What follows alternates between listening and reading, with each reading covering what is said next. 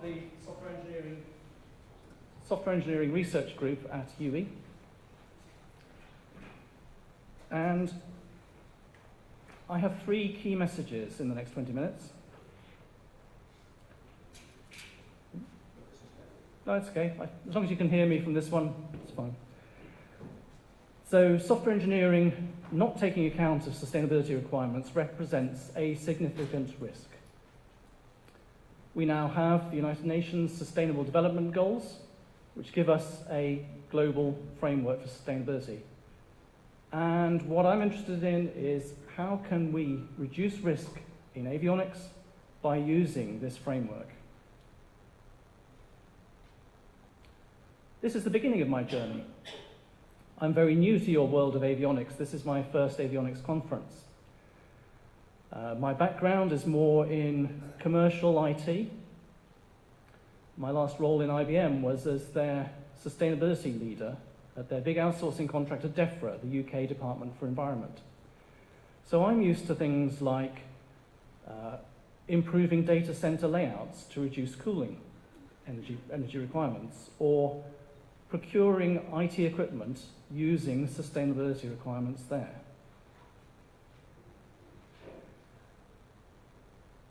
And I'm just starting now my doctorate, looking at how to use these Sustainable Development Goals as requirements in software engineering. And I'm delighted that Airbus Avionics will be my first industrial case study.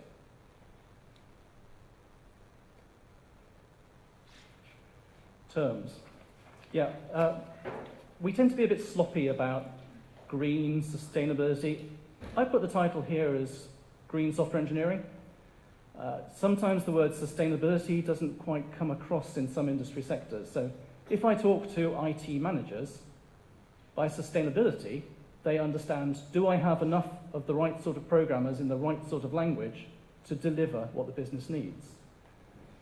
For me, sustainability is this broad definition of meeting our needs now without trashing the planet for the people coming after us. And it is this group of 3 things, overlapping requirements about environmental, improving the environment around us, social, taking care of people and sharing, and economic. Yes, we do need businesses to make a profit, to be able to reinvest, to create jobs. For the purpose of this presentation, I will probably use the term green and mean all 3 of those.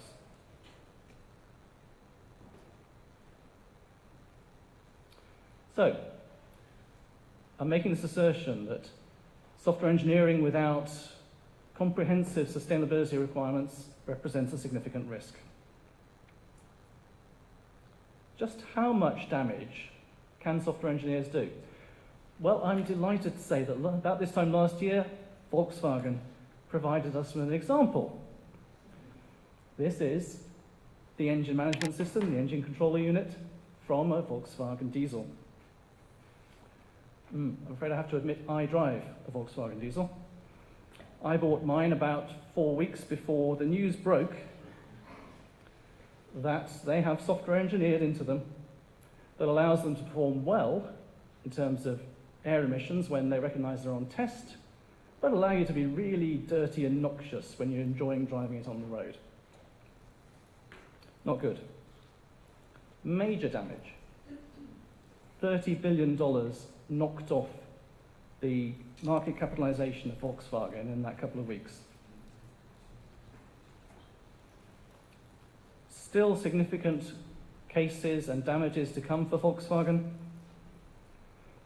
And the CEO of Volkswagen in America, on oath, before a congressional committee, said it was a couple of software engineers that did this. Now, we know that isn't the case. It was probably 40 or so, a few software engineers, some management tier, who were running their own process for getting software into the engine controller unit. I'd like to assert that if they took a broader sustainability set of requirements, they wouldn't have done that much damage to the company, nor indeed to people around them. There's some estimates that the impact of this could be 45,000 disability-adjusted life years in the US and in Europe. people's lives damaged by these emissions. That might be $39 billion in healthcare costs. Yeah, it's a big impact. It's not just VW. There are some organizations in Germany that have reverse engineered the Opel Zafira software, and there are suspect lines of code in that. It's not just automobiles. Large screen TVs have been found. If you feed the standard test video into the back of them, some of them drop their brightness, reduce their energy consumption, get a better certificate on test, allowing them to appear in the showrooms with an A+++. When you take it home, it's going to be consuming more power than you expected. Possibly some vacuum cleaners. Okay, now I know in avionics you have a much better control and certification process. Much better. Automobile would have a lot to learn from this sector. But even so, I'm sure that there are opportunities to learn in terms of that framework of sustainability requirements to reduce the risk in avionics outcomes. And after all, risk management is not just about avoiding the disasters, it's also about securing the benefits. So we want to deliver value to our aviation customers. Just a couple of weeks ago, ICAO, the international body for civil aviation, agreed a carbon offset process, market-based mechanism, to help pay for the climate change impacts of aviation. We want to make sure that people who buy the aircraft with our avionics are getting the maximum benefit here, so that they're reducing their operational cost and reducing the damage to the environment. It's wonderful that the international aviation community has been able to come together and agree a program for this. I do think it's a bit weak in its ambition and it's a bit late in its start. But it will give a pressure for improved performance of aircraft from an environmental point of view. There are programs already, such as the Green Regional Aircraft Avionics approach, looking at how do we deliver benefits of things like the sort of routing approaches that Patrick was talking about earlier. How can we make sure that avionics plays its part in reducing fuel burn, whether it be taxiing, in the hold, all of those sort of areas where we could rapidly cut environmental impact. So those are, if you like, avionics for green, they're delivering sustainability benefits. And then we also have, what about green avionics itself? Reducing the power consumption of avionics on board. Or the materials inside the avionics. Lead-free means less risk at the point of recycling. Fewer pollutants. In the commercial context that I used to work in, I had to buy laptops, for example, that had 0 mercury in the bulbs. How did I know that? I went to the ECMA 370 standard eco-declaration for that product. When you are purchasing avionics, IMAs for example, where is your assurance about the labour in the supply chain? Was there any child labour? Was there intern labour working under relatively slave conditions?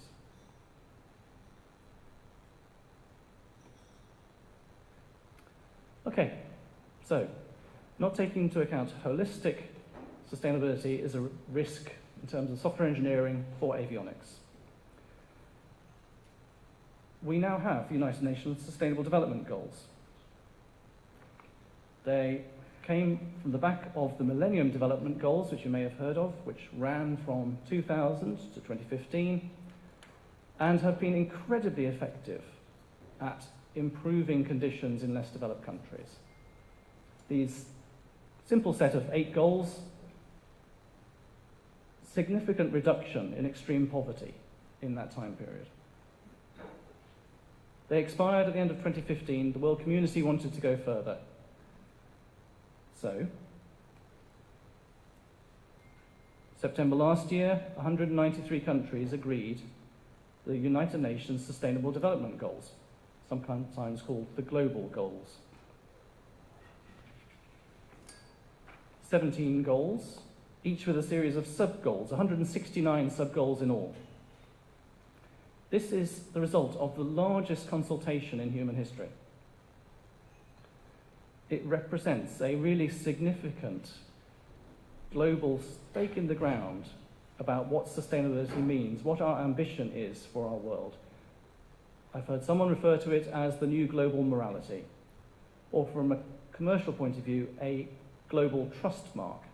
If you're working with organizations that take into account the Sustainable Development Goals, then that's a badge of trust to work with.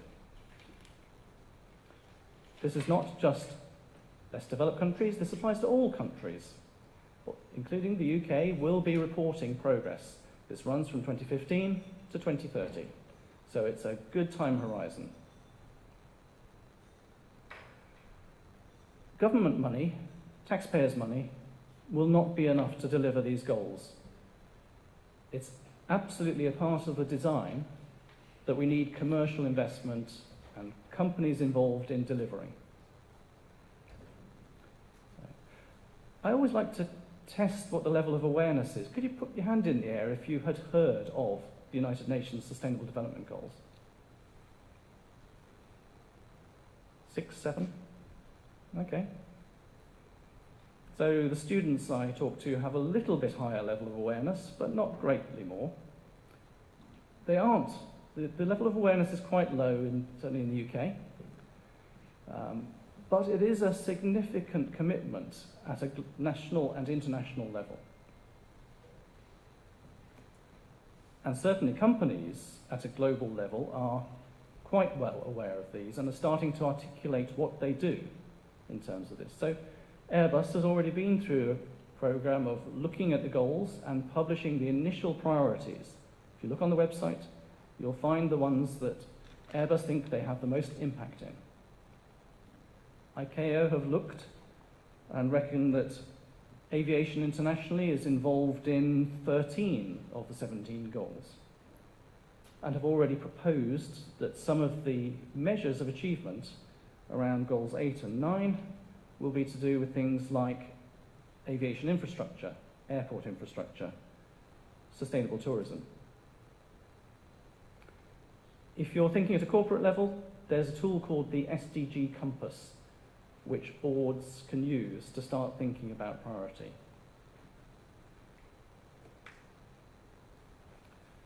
Just to give you an example of the sort of text that you find in the sub-goals,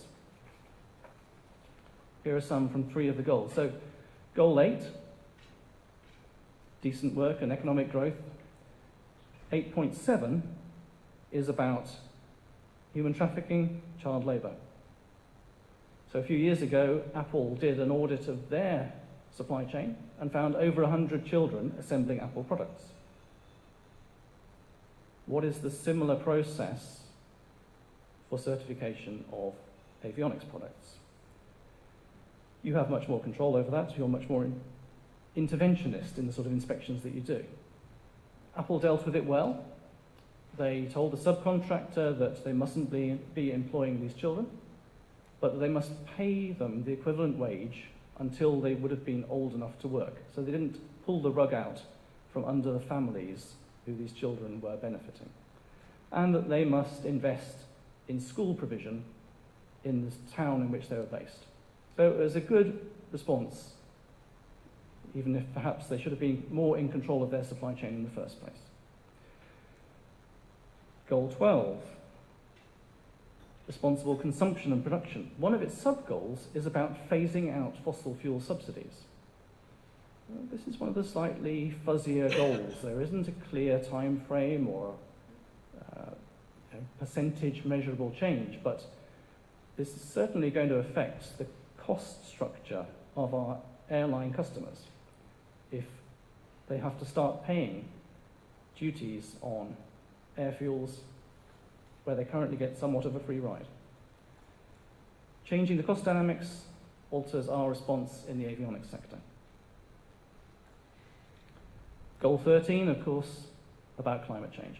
The one that really pushed me into the role that I'm doing. integrating climate change measures into national policies. And again, I was very pleased to see that Patrick had that as one of those measures in CESAR. But our ambition as a sector is not high enough there, really. We also need to avoid optimizing around a single goal. I was very focused when I started back in the academic sector on climate change, carbon emissions. That's one of the reasons why I bought a diesel. They have lower carbon emissions.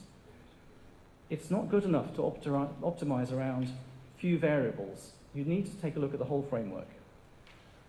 I optimized around carbon in my choice of vehicle. I didn't take into account NOx emissions. So the Sustainable Development Goals give us a broad framework to use. How can we de-risk avionics? There's already great work being done by colleagues looking at green software engineering. So Stefan Naumann in Trier has done a great set of work around the green soft model. What is energy efficient software? That matters for avionics, where you're trying to get the maximum possible use out of the limited power supply in an aircraft. And Birgit Pendelstätter from Munich, now in California, encouraging software engineers to take account of their impact in the future. And that's what the Karlskrona Manifesto is about. None of these have used the Sustainable Development Goals, they predate it. So I'm going to be using the SDGs. And of course, I have to mention ontologies. That's part of what's at the heart of what we do in the Software Engineering Research Group at UE. I will be using OntoREM, this joint development between Airbus and UE, and figuring out how to build those 169 sub-goals into an ontology model which we can then use as requirements in software engineering.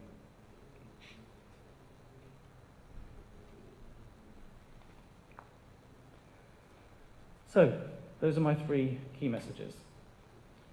We want to make sure that we avoid the risk in avionics of not taking full account of sustainability as a set of requirements. We have this global set which runs through till 2030, which gives us advanced warning of what to expect in terms of regulation, laws, social expectations. And I want to be a part of trying to figure out how we make use of that in this avionics sector to benefit our airline customers, the passengers, and the whole ecosystem. Thank you.